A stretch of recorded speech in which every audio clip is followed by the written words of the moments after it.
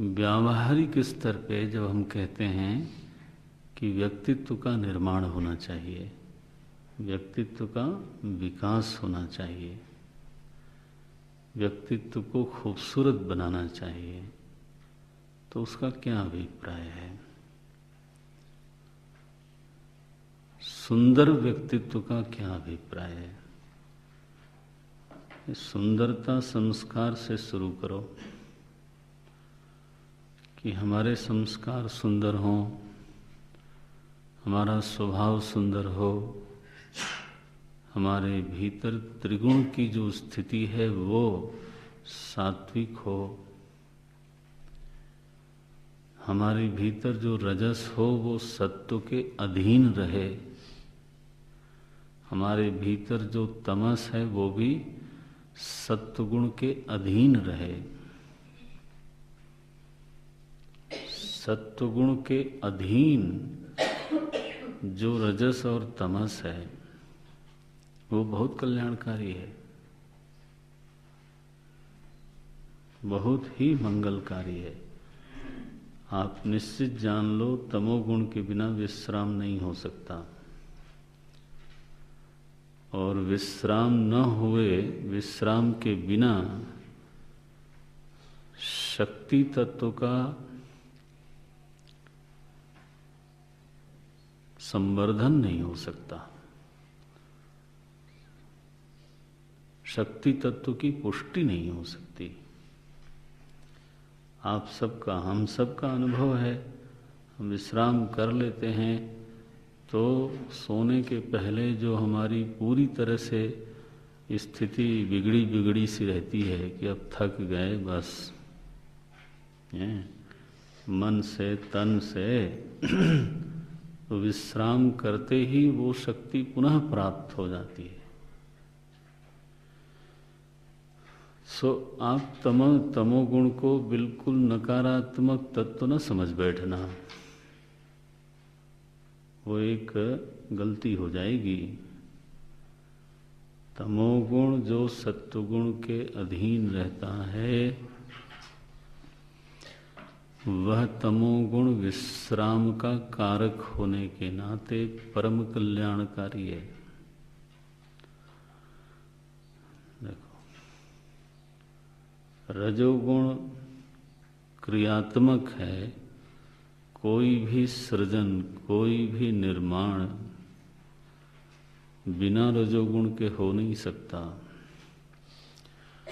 कोई उद्यम, कोई उद्योग, कोई साधना, कोई रचना रजोगुण के बिना हो नहीं सकती। तो रजोगुण परम कल्याणकारी हो सकता है, शर्त यह है कि वो सत्वगुण के अधीन रहे।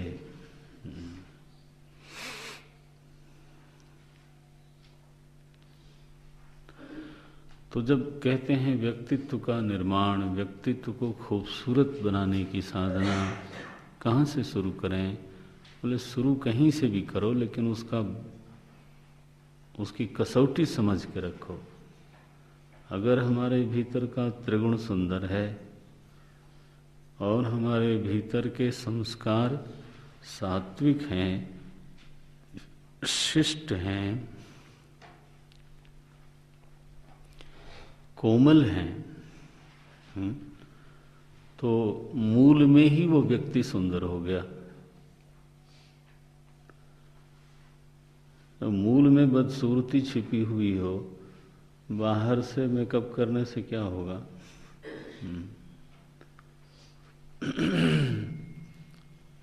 फिर बौद्धिक व्यक्तित्व का परिमार्जन होते रहना चाहिए। तो विचारण की सामर्थ्य, विश्लेषण की सामर्थ्य, चिंतन की सामर्थ्य, चिंतन की प्रक्रिया,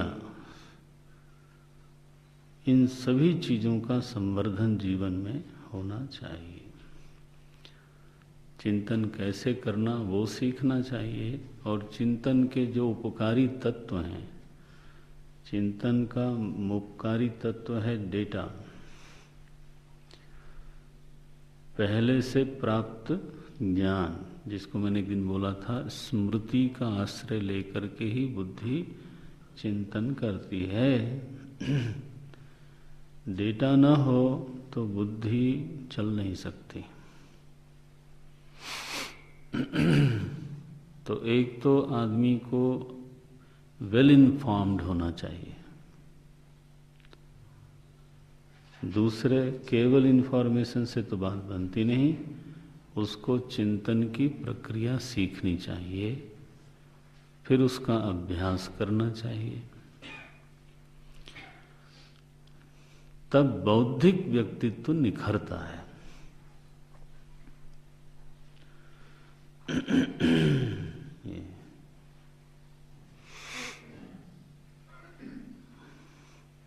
बौद्धिक व्यक्तित्व से जुड़ा हुआ है भावात्मक व्यक्तित्व।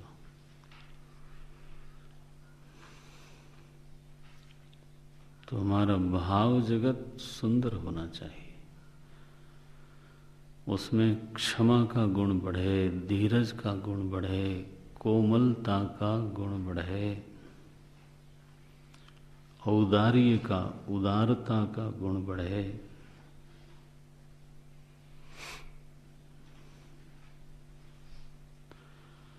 दूसरे के प्रति सहायता का भाव बढ़े। ये वृत्ति धीरे धीरे बन जाए कि मैं किस रूप में किसकी मदद कर सकता हूँ, है ना। कितनी मदद कर सकता हूँ। Everybody wants to be loved.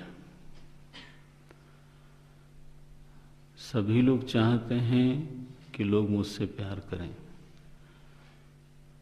तो ये तो ठीक है, लेकिन आप खुद दूसरों से क्या करते हो वो तो देखो। माने you want to be loved but you love no one. ये कैसे चलेगा।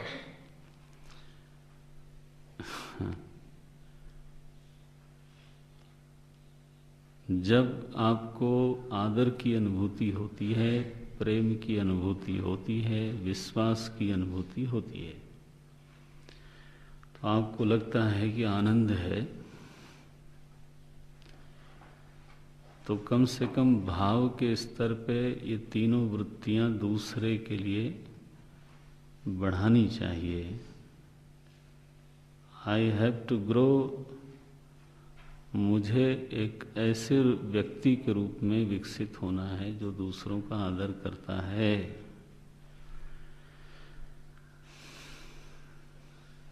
क्योंकि आदर सबको प्रिय लगता है। से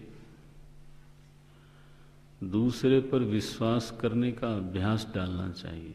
हर चीज पर शंका करना, ये भाव जगत का सबसे बड़ा रोग है, सबसे बड़ा रोग है।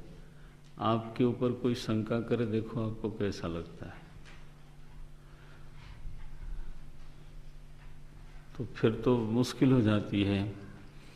आप बोलो मैंने बड़ी मीठी मीठी बात की, वो आदमी कहता है बेकार की बात, ढोंग करते हो। शंकालु स्वभाव विकसित हो जाता है, विश्वासी स्वभाव भी विकसित हो जाता है। इतना विकसित हो जाता है कि मैं आपको क्या बताऊं। रहीमदास जी ने यहां तक कह दिया, रहीमन आप ठगाइए और न ठगिए कोई। बोले देखो भाई, बहुत शंका वंका मत किया करो। बोले लोग ठग लेंगे, बोले उसमें भी सुख है।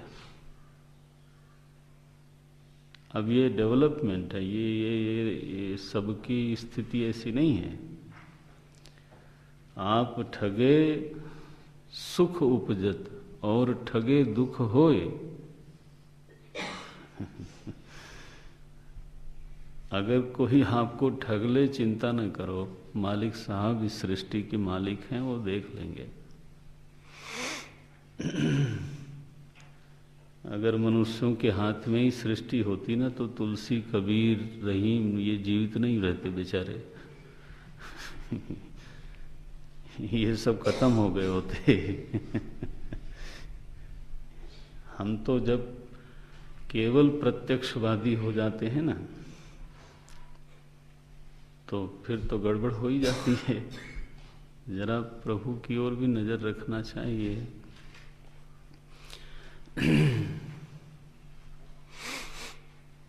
देखो, तो विश्वास की शक्ति बढ़ानी चाहिए। अच्छा, दूसरों से प्रेम करने का मतलब क्या है? एक तो प्रेम की अनुभूति हो, दूसरे को हम चाहें, उसकी अनुपस्थिति को मिस करें। एक तो ये अनुभूति है प्रेम की। दूसरी ये है कि you have to care for others. आपको कैसे पता चलता है कि दूसरा आदमी मुझसे प्यार करता है? When somebody cares for you, जब दूसरा व्यक्ति आपके ऊपर ध्यान देता है तभी आपको लगता है कि नहीं नहीं, हमसे प्यार किया जा रहा है। अब आप बोलते रहो केवल दिन भर में 10 बार I love you, I love you, और जरूरत पड़ने पर यू डोंट केयर एनीबडी, सिवाय अपने शरीर के और अपनी वेशभूषा के और अपने सुख दुख के और अपने हैं। बातें करते हो मैं दुनिया से प्रेम करता हूं। कभी सोचा है प्रेम माने होता क्या है? When you care, मैंने कभी सुनाया था बीच में, love stops when you stop caring, love ends when you stop caring। प्रेम समाप्त हो जाता है इफ यू डोंट केयर।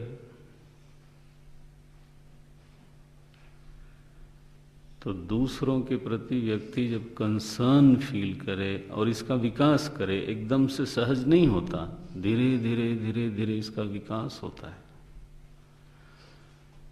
तब एक प्रेमी स्वभाव निर्मित होता है।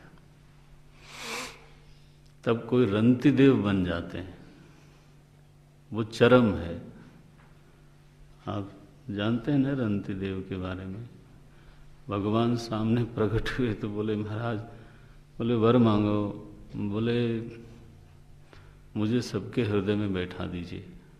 बोले तुम क्या करोगे, ऑलरेडी बहुत भीड़ है वहाँ। बोले महाराज, बोले मैं सबके हृदय में बैठा हूँ, वो आदमी भी वहाँ बैठा है, 2-2 पक्षी तो पहले से ही बैठे हैं, तुम जाके वहाँ क्या करोगे? बोले आपके बैठने से कोई लाभ नहीं होता ना। भगवान से बोले रंतिदेव, बोले आप वहाँ साक्षी बन करके टुकुर टुकुर देखते रहते हो। अब वो जीव के पास दुख आता है, बेचारे को भोगना पड़ता है, आप तो कुछ करते नहीं। तो तुम क्या करोगे? बोले मैं उसका दुख भोग लिया करूंगा। Look at this. ये कोई मंच पर बैनर के सामने, कैमरा वाले के सामने नहीं बोल रहे थे वो रंतिदेव। भाषण देने के लिए बहुत लोग बोल जाते हैं ऐसा, जब कैमरा सामने हो। ये कहाँ बोल रहे थे वो? भगवान के सामने।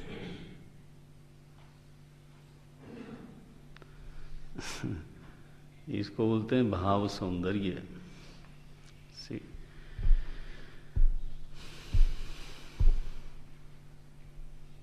फिर व्यक्ति ऊर्जस्वी हो, उस पर भी ध्यान दे। महाप्राण हो, अपने लक्ष्य तक पहुंचने में जो विषमताएं आती हैं उससे जूझने की क्षमता हो। जुझारू व्यक्तित्व, झगड़ालू नहीं बोल रहा हूं मैं, ध्यान देना। ये ना हो जाए कि आज बोला था कि जुझारू होना चाहिए, इसलिए उठने के बाद हॉस्टल में जाते जाते जूझ गए एक दूसरे से।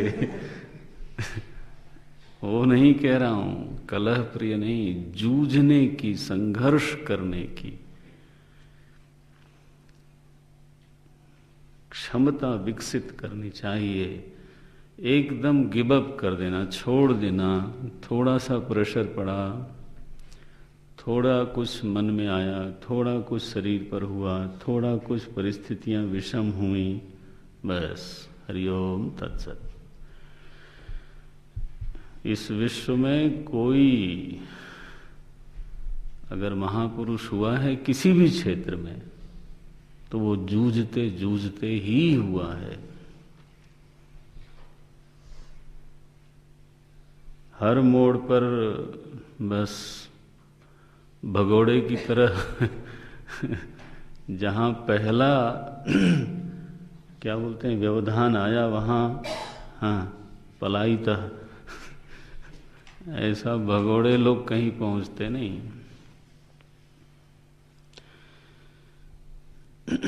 बिजनेस हो, राजनीति हो, विद्वत्ता हो, अध्यात्म हो, कितना जूझना पड़ता है। जितना बड़ा काम उतना जुझारू व्यक्तित्व चाहिए। गांधी जी को लोग अड़ियल व्यक्तित्व बोलते, बहुत अड़ियल आदमी है। अड़ियल का क्या मतलब है? गलत चीज पर थोड़ो अड़ते थे वो।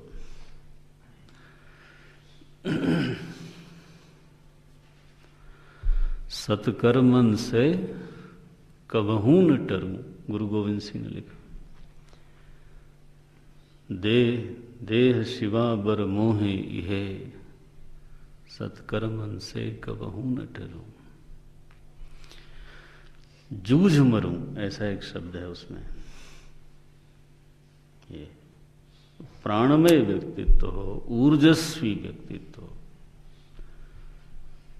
और फिर शारीरिक स्तर पे व्यक्ति स्वस्थ हो। स्वास्थ्य का अपना ही एक सौंदर्य होता है। तो ये पांचों व्यक्तित्व जब सुंदर होते हैं, तब हम बोलते हैं कि ये व्यक्ति सुंदर है। क्योंकि मैं स्वयं को जिस रूप में अनुभव करता हूँ, उसमें ये 5 आयाम छिपे हुए हैं। तो कोशों का जब आप वर्णन करते हो, कोशों का जब आप अध्ययन करते हो, तो थोड़ा कभी इस रीति से भी अध्ययन करो। अब देखो क्या बोलते हैं। तो ये हैं आपके 5 कोश। अंतिम वाक्य क्या आया? बोले एतत् कोश पंचकम। ये रहे आपके कोश, पंचकोश। अब भाष्यकार हमारी एक विशिष्ट अनुभूति की ओर संकेत करते हैं। वो भी हमारी ही अनुभूति है। कोई उधार लेकर के कहे ना तो बात बनेगी नहीं। ये भी हमारी अनुभूति है। क्या है भाई? बोले मदीयम शरीरम। बोले मेरा शरीर है। ये हमारा अनुभव है कि नहीं है? बोले बिल्कुल है। मेरा हाथ, मेरा पाँव, मेरा सिर, मेरा सीना, मेरी पीठ, मेरा टांग, मेरा शरीर, यही मेरे भीतर की अनुभूति है। मदीयम शरीरम, मदीयाः प्राणाः। मेरा बल, मेरे प्राण माने वो तो कह सकते हैं मेरी सांस रुक रही है, मेरी सांस फूल जाती है। तो पहाड़ों में ना जो मैदानी भाग के लोग हैं, उनकी सांस जल्दी फूल जाती है। शायद आप लोगों को भी कभी महसूस होता होगा। ये सबके साथ होता है, इसलिए आप ये ना समझना कि कोई बीमारी है। क्योंकि आपके जो फेफड़े हैं वो मैदान के लिए विकसित हुए। यहाँ तो हर 10 कदम पर ऊपर चढ़ना है या फिर नीचे। फिर अगर आपको समाधि तक जाना हो, दूरी कितनी है?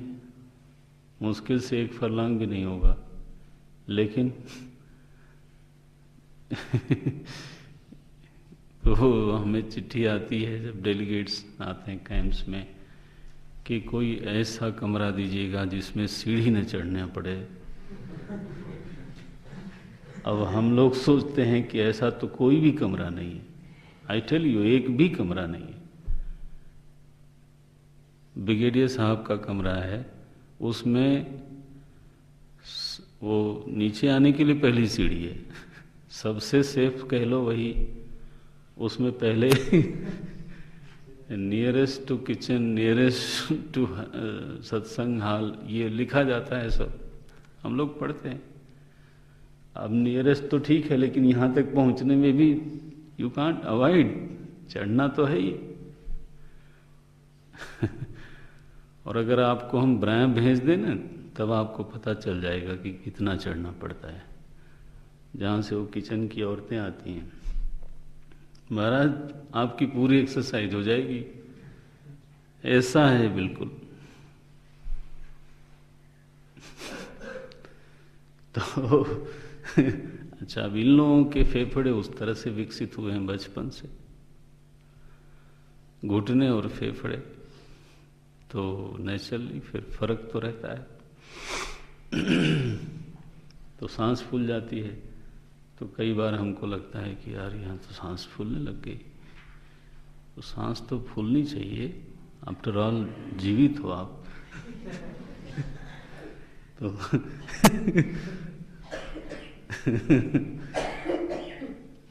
तो मेरी सांस, ये भी उसमें शब्द बोलते हैं मदीयाः प्राणाः। मेरी सांस फूल गई, मेरी सांस रुक जाती है, मेरी सांस है। लेकिन सांस के अलावा फिर मेरा बल कम हो गया, मेरा बल इस समय पूरा है। यह जो अनुभव है ये भी किसका है? किसका है? प्राणानुभूति है, प्राण की ही अनुभूति है। देखो मैं बल हूं ये कोई बोलता नहीं। क्या बोलेगा? मेरा बल है। मैं सांस हूं ये कोई बोलेगा नहीं। मेरी सांस यही बोलेगा। मतलब मैं हाथ हूं आज तक किसी ने बोला नहीं। मतलब मैं सिर हूं कोई बोलता नहीं। सुमदीयाः प्राणाः। तीसरा आया, अब ये अनुभूति है। भगवान भाष्यकार कोई नई बात नहीं कह रहे हैं। मेरी जो अनुभूति थी उसका विश्लेषण पहले किया, अब मेरी ही एक विशिष्ट अनुभूति का उल्लेख कर रहे हैं। क्या? मदीयम मनस्य, मेरा मन शांत है, मेरा मन घबरा रहा है, मेरा मन अशांत है। देखो मेरे मन में क्रोध आ रहा है, अब ध्यान रखना बस, अब आगे बोलना नहीं, अब आ रहा है सो मेरा मन, मदीया बुद्धि, मेरी बुद्धि काम नहीं करती। ला, मेरी बुद्धि आज बढ़िया। कई बार लोग बोलते हैं आज की कक्षा स्वामी जी बहुत अच्छी रही। वो दोनों बात हो सकती है उसमें, कक्षा अच्छी भी हो सकती है और हाँ आज सुनने वाले की सजग रही होगी ऐसे दोनों हो सकता है, पॉसिबल है। सही। मदीयाः बुद्धि मदीयम अज्ञानम इति। अब ये मदीयम अज्ञान अनुभव क्या है? कोई बोलता है मेरा अज्ञान, माने मेरी सुषुप्ति। तो अज्ञान के साथ अपना लगा कि नहीं लगा? देखो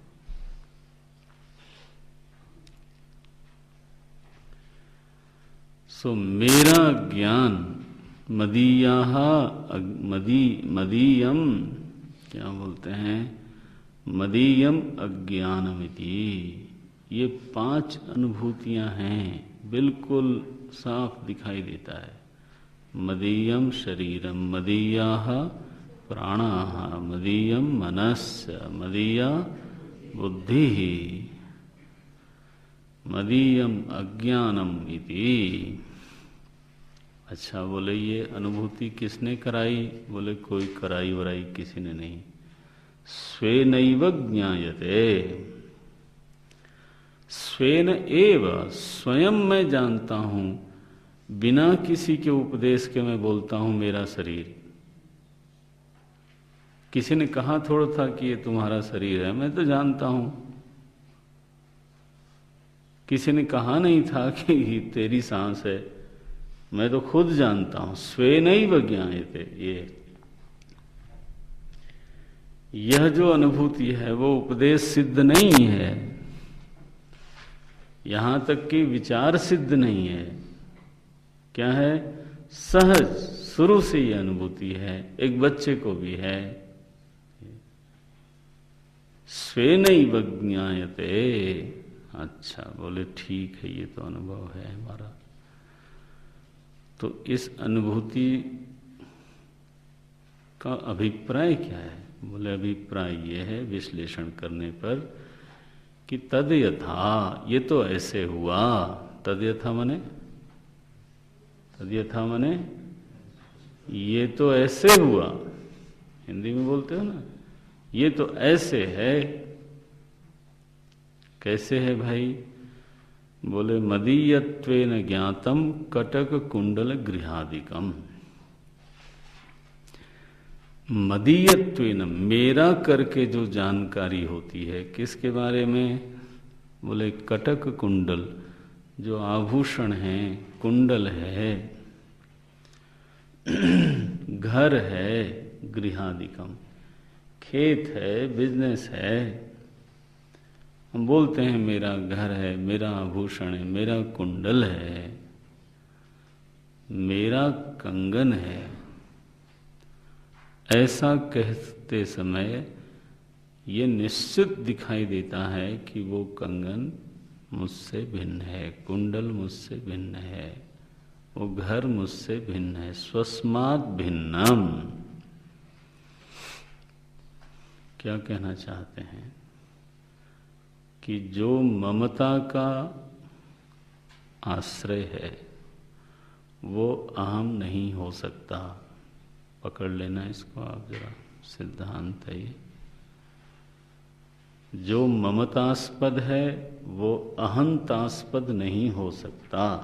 बस इतना ही सिद्धांत है, पकड़ना है यहाँ पर। माने जिसमें आप मम कह करके अनुभव करते हो उसी को आप अहम नहीं कह सकते। The thing which is mine cannot be me. बस जिसको आप माई बोलते हो, ये मेरा है, उसी को फिर आई बोलो। This is the biggest contradiction. And every intellectual of the world is carrying this contradiction.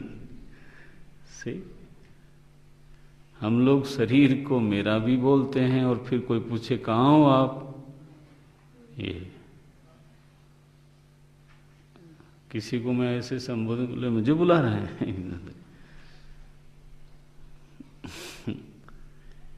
This tragedy, ये एक दुर्घटना है जो हुई पड़ी है बिल्कुल, और इस दुर्घटना से सारे रोग हैं, सारे रोग। महाराज मैं देह हूं, इसके बाद सारी समस्या है। देह की सारी समस्या किसकी हो गई?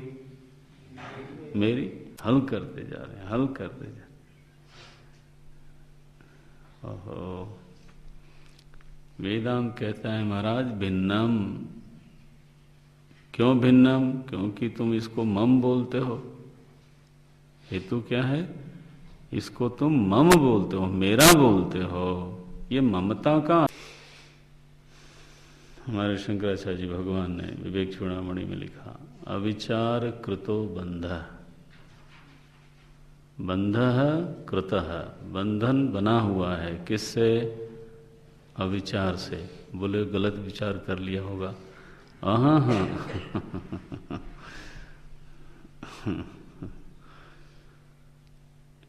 ये अविचार सिद्ध है भाई, स्वस्माद् भिन्नम। क्यों? हेतु, हेतु क्या? बोले मदीयत्वेन ज्ञातम, क्योंकि मेरा करके मालूम पड़ता है भाई। इसलिए निष्कर्ष देखो, निष्कर्ष क्या निकाला? आत्मा न भवति। इसलिए ये पांचों के पांचों कोश आत्मा नहीं हो सकते।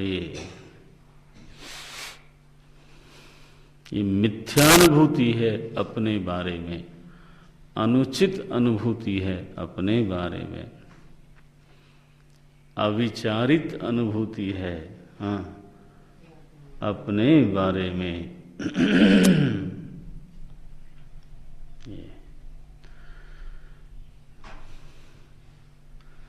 तो अब जाकर के उस लक्षण की व्याख्या हुई जो दूसरे क्रम में था।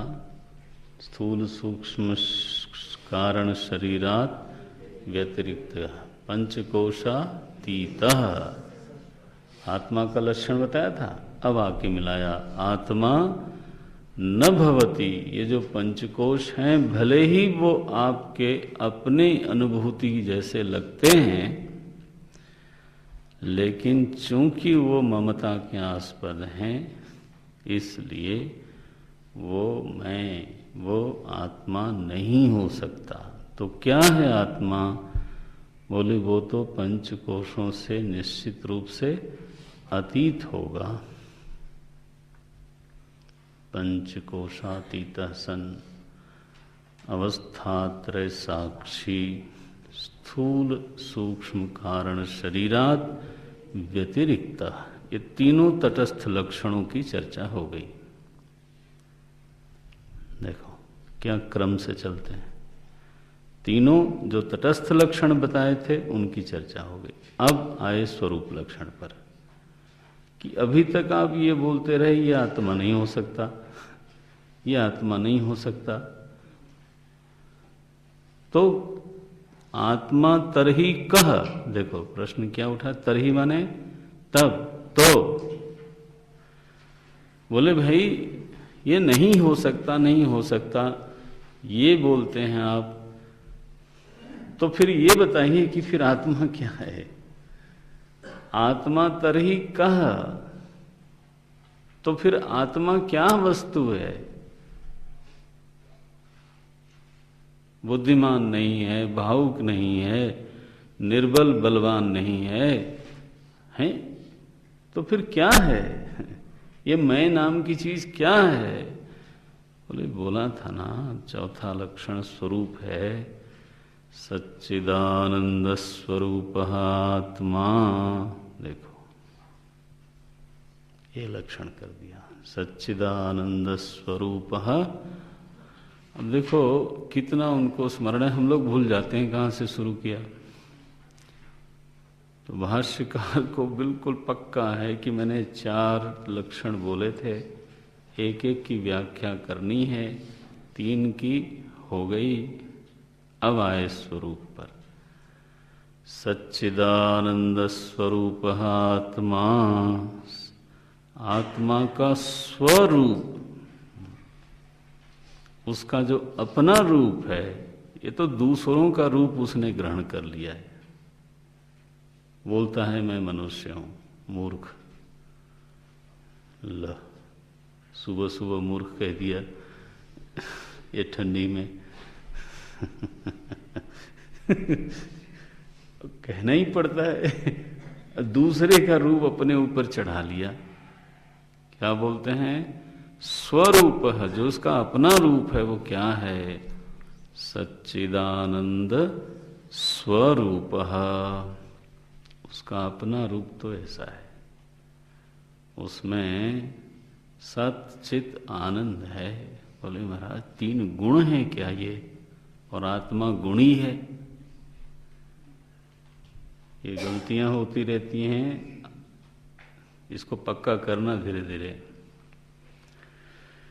सतचित आनंद गुण नहीं है, आत्मा गुणी नहीं है।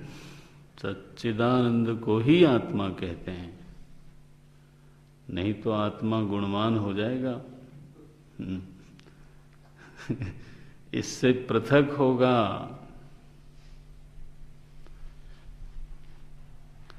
गुण और गुणी का संबंध होता है, कैवल्य भाव नहीं होता।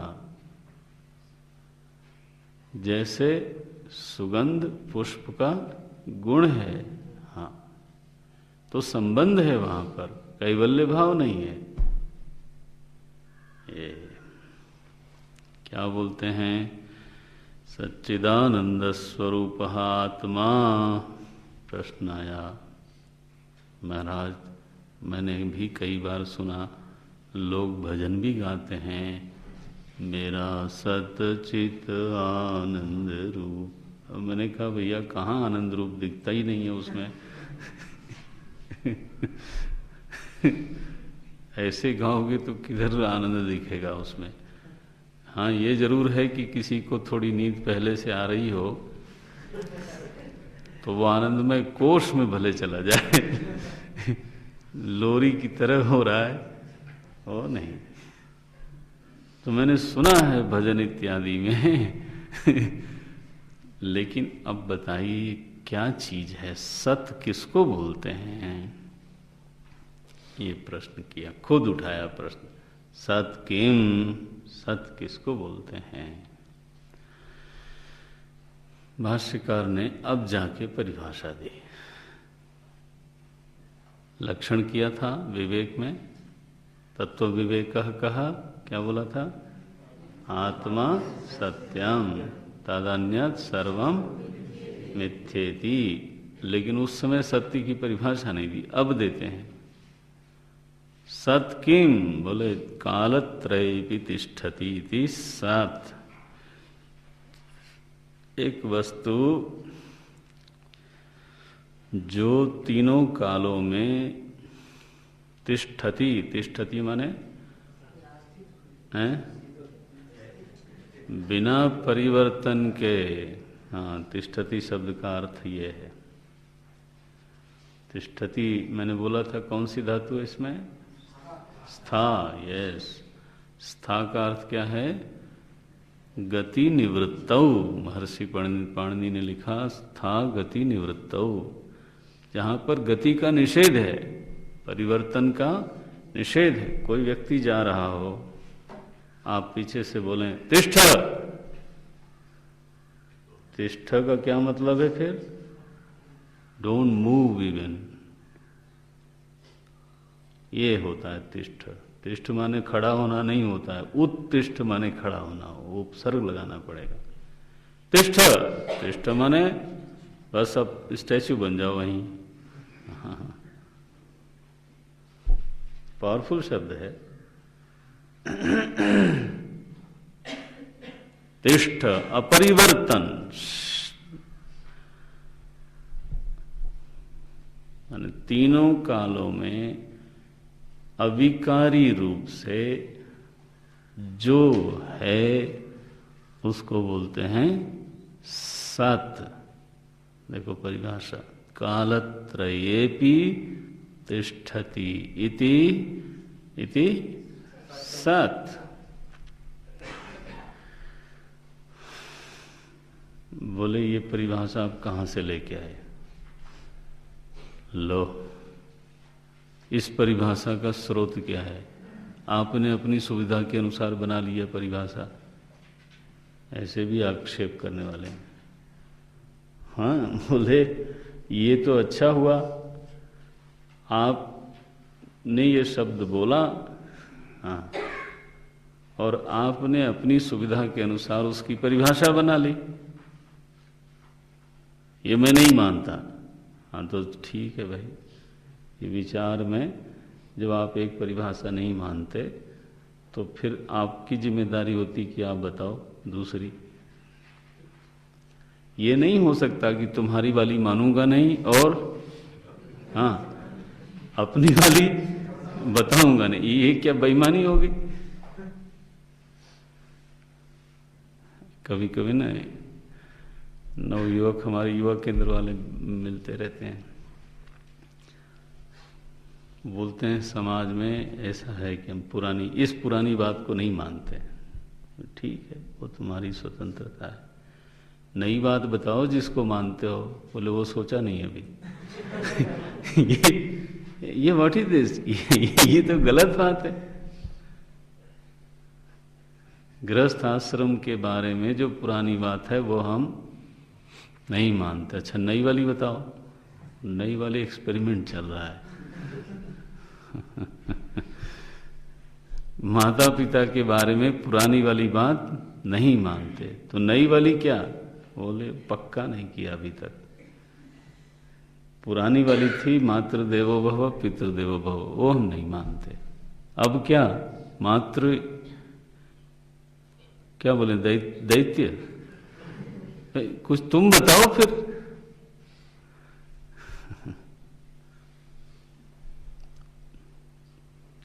ये बिल्कुल दायित्व बनता है कि आप अगर किसी परिभाषा का निषेध करते हो तो दूसरी को बताओ।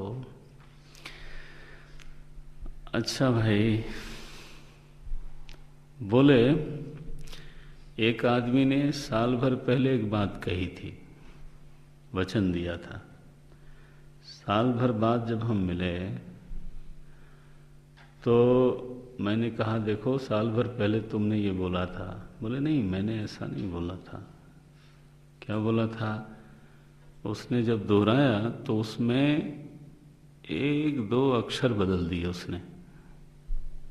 हाँ, तो आप क्या बोलोगे? क्या बोलोगे कि देखो अब तुम अपनी बात से ये देखो, इसका मतलब क्या है? झूठ बोल रहे हो। तो स्वाभाविक परिभाषा है सत्य की कि जो 2 साल पहले बोला गया था वही बिना कामा बदले, बिना हलंत बदले, बिना कोई अक्षर बदले, जब वही आज भी आप बोलो तब हम बोलेंगे क्या? सच बोल रहे हो।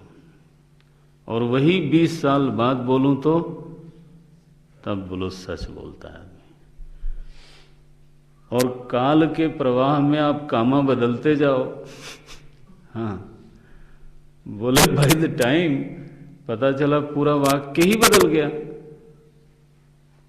इसका मतलब क्या है कि काल में बदल जाने वाली चीज को स्वाभाविक रूप से आप सत्य नहीं मानते। ये परिभाषा कोई आसमान से थोड़ा उतारी गई है। ये परिभाषा जो हमारे हृदय में है उसी को शब्द दिया गया है। ये क्या महात्मा? नारायण। लोगों ने कहा कि आदमी तो बदल ही जाता है, न जानबूझ करके तो कम से कम भूल जाता है। तो फिर तो बोले लिखवाओ इससे, अब जिससे 20 साल बाद फाइल में से मैं निकालूं। बोले ये तुमने लिखा था, इस पर तुमने भी साइन किया है और मैंने भी किया है। सत्य के साथ अपरिवर्तनशीलता जुड़ी हुई है, काल के प्रवाह में स्थिरता जुड़ी हुई है। हम उसी को सत्य समझते हैं जो काल के प्रवाह में स्थिर है। न केवल स्थिर है बल्कि अपरिवर्तनशील है। सो कालत्रयेपि तिष्ठति इति साथ चित किम ज्ञान स्वरूपम आनंद किम, कल देखेंगे चर्चा। आनंद कहा बोले सुख स्वरूप एवं सच्चिदानंद स्वरूप स्वात्मानं विजानीयात्, कल देखेंगे। ओम